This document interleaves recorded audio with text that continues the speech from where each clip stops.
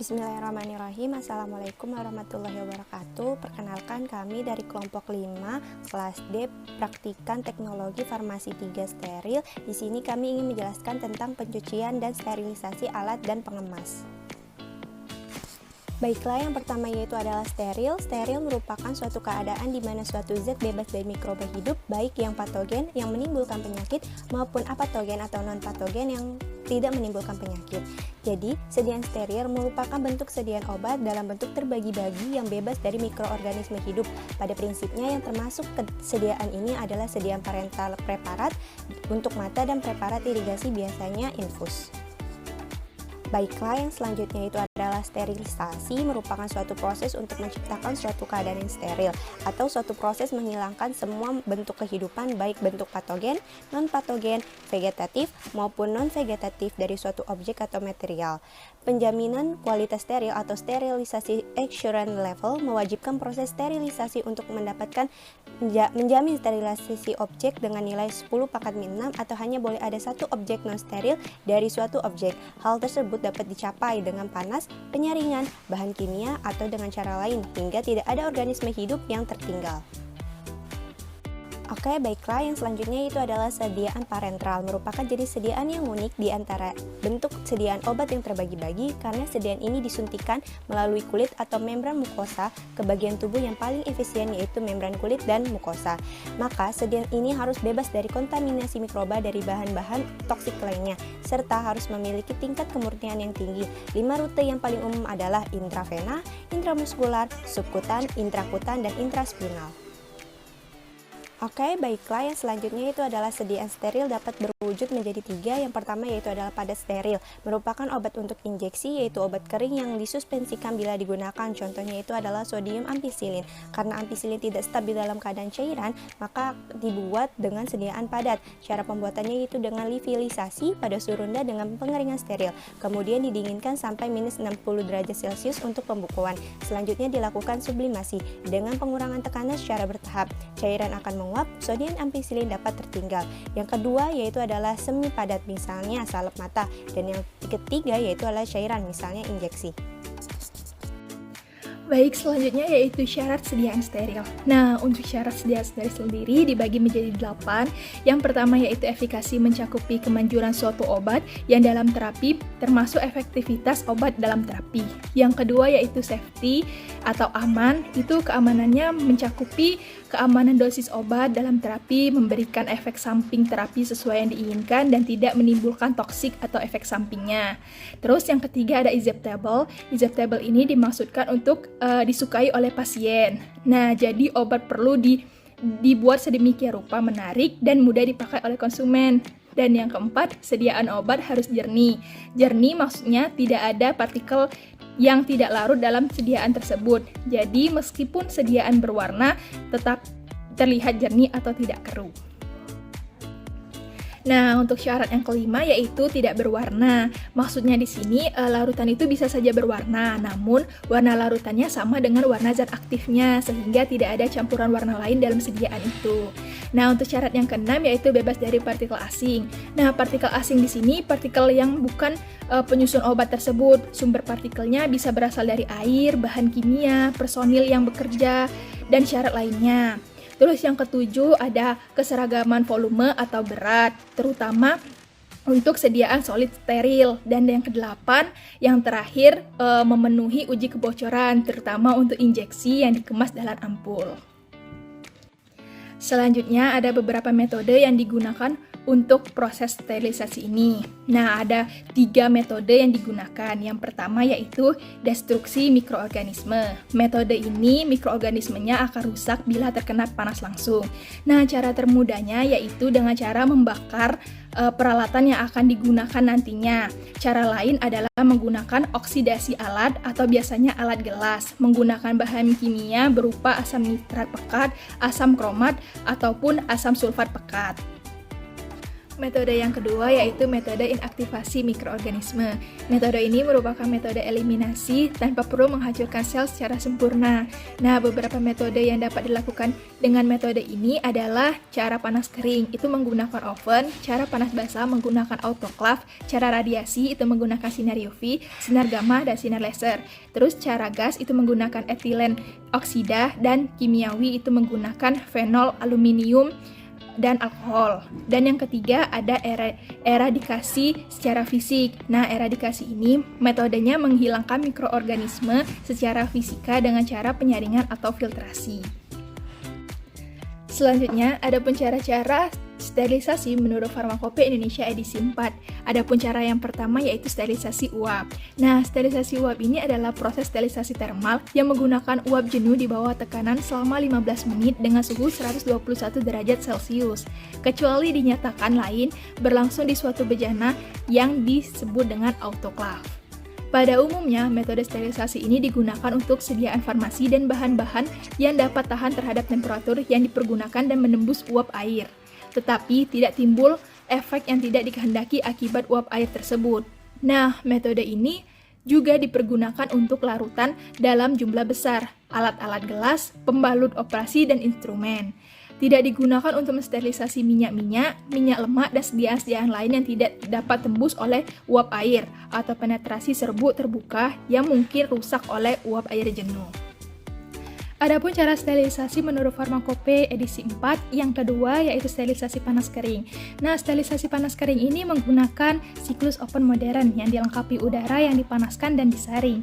Nah, rentan suhu khas yang dapat diterima di dalam bejana sterilisasi kosong adalah lebih kurang 15 derajat Celcius jika alat sterilisasi beroperasi pada suhu tidak kurang dari 250 derajat Celcius. Nah, sterilisasi panas kering ini umumnya digunakan untuk senyawa-senyawa yang tidak efektif disterilkan dengan uap air panas. Senyawa-senyawa tersebut meliputi minyak lemak, gliserin, berbagai produk minyak tanah seperti petrolatum cair atau minyak mineral, parafin, dan berbagai serbuk yang stabil oleh pemanasan seperti ZNO. Sterilisasi menurut Farmakope Indonesia edisi keempat. Ada sterilisasi gas, yaitu bahan aktif yang digunakan adalah gas etilen oksida yang dinetralkan dengan gas inert terlebih dahulu. Keburukan dari gas etilen ini adalah sangat mudah terbakar, bersifat mutagenik, dan kemungkinannya meninggalkan residu toksik di dalam bahan yang disterilkan, terutama mengandung ion klorida. Pemulihan untuk menggunakan sterilisasi gas ini sebagai alternatif dari sterilisasi termal. Selanjutnya ada sterilisasi dengan radiasi ion. Terdapat dua jenis radiasi ion yang digunakan, yaitu ada disintegrasi radioaktif dari radioisotop atau radiasi gamma dan juga radiasi berkas elektron. Pada kedua jenis ini, dosis yang menghasilkan derajat jaminan sterilisasi yang diperlukan harus ditetapkan sedemikian rupa, hingga dalam rentang satuan dosis minimum dan maksimum, sifat bahan dapat disterilkan dan dapat diterima. Walaupun berdasarkan pengalamannya, dipilih dosis sebesar 2,5 megarat radiasi yang diserap. Tetapi, dalam beberapa hal, diinginkan dapat diterima penggunaan dosis yang lebih rendah untuk peralatan, bahan obat, dan untuk sediaan akhir. Sterilisasi dengan penyaringan. Sterilisasi larutan yang labil terhadap panas sering dilakukan dengan penyaringan menggunakan bahan yang dapat menahan mikroba, hingga mikroba yang dikandungnya dapat dipisahkan secara fisik. Perangkat penyaringan umumnya terdiri dari suatu matriks berpori, bertutup kedap, atau dikaitkan dengan wadah yang tidak permeabel. Efektivitas penyaringan media atau penyaringan substrat tergantung pada ukuran pori matriks, daya absorpsi bakteri dari matriks, dari mekanisme pengayakannya. Penyaring berbentuk tabung reaksi disebut sebagai lilin penyaring yang dibuat dari tanah infusoria yang dikempa atau penyaring berkavelt dan Mendeleb. Lalu ada lilin penyaring dibuat dari porselen yang tidak dilapisi atau penyaring Pasteur, Chamberlain, Doulton, dan Sales. Selanjutnya ada piringan asbes yang dikempa dipasang di tempat khusus dalam peralatan saringan atau penyaring Seitz dan Sweeney. Lalu ada gelas Batchner, jenis corong dengan pegangan gelas yang menjadi satu. Yaitu ada sterilisasi dengan aseptik. Proses ini mencegah masuknya mikroba hidup ke dalam komponen steril atau komponen yang melewati proses antara yang mengakibatkan produk setengah jadi atau produk ruahan atau komponennya bebas mikroba hidup. Sasi memiliki beberapa metode, di antaranya yang pertama ada direct inoculation of culture medium, meliputi pengujian langsung dari sampel dalam media pertumbuhan. Menurut British Pharmacopoeia, media tioglukolat cair yang mengandung glukosa dan N-tioglukolat cocok untuk pembiakan aerob. Suhu yang digunakan sekitar 30-35 derajat Celcius. Yang kedua, ada soybean casein digest medium. Media ini membantu pertumbuhan bakteri anaerob dan fungi. Suhu inkubasi sekitar 30-35 derajat Celcius dan untuk fungi sekitar 20-25 derajat Celcius. Yang ketiga ada membran filtrasi. Teknik ini sangat direkomendasikan pada farmakope, meliputi filtrasi cairan melalui membran steril. Filter lalu ditanam dalam media. Masa inkubasinya sekitar 7-14 hari karena organisme membutuhkan waktu untuk beradaptasi terlebih dahulu. Yang keempat ada introduction of concentrate culture medium. Medium yang pekat langsung dimasukkan dalam wadah sampel yang akan ditumbuhkan. Tidak banyak digunakan, hanya dipakai bila ada kecurigaan akan adanya bakteri. Dapat dilihat kembali metode sterilisasi yang umum digunakan untuk pensterilan bahan dan alat-alat medis itu ada 4. Yang pertama menggunakan dry heat atau panas kering dengan oven.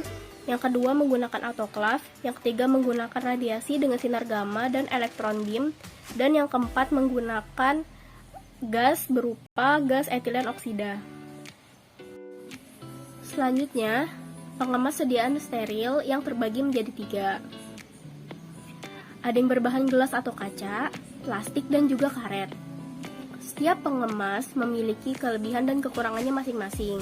Pada sediaan kaca dapat dilihat dalam sediaan yang berupa vial atau ampul.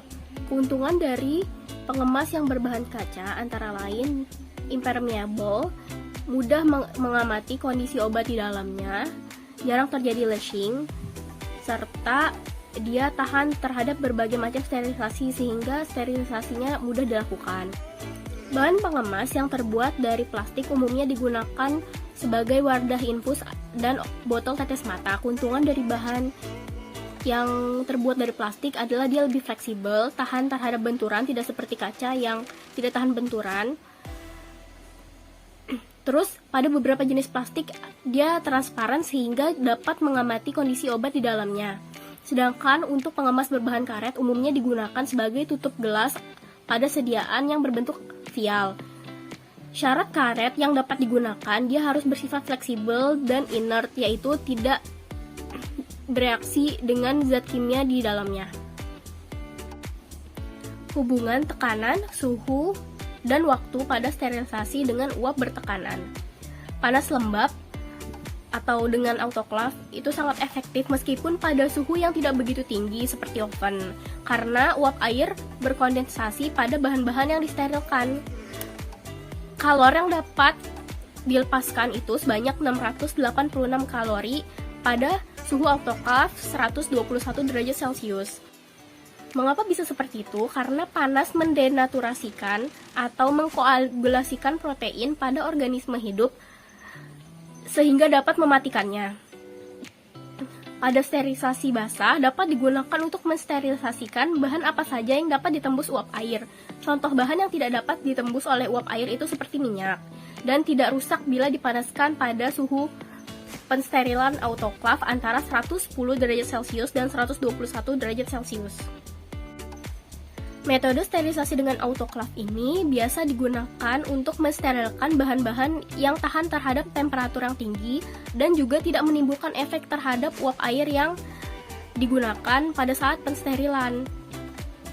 Metode ini juga dipergunakan untuk larutan dalam jumlah besar, alat-alat gelas, pembalut operasi, dan instrumen.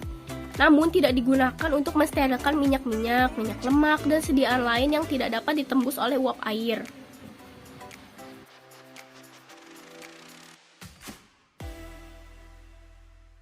Baiklah, sekian pemaparan materi dari kelompok 5 kelas D. Semoga apa yang kami sampaikan bermanfaat. Kurang lebihnya mohon maaf. Wabillahi taufik wal hidayah. Wassalamualaikum warahmatullahi wabarakatuh.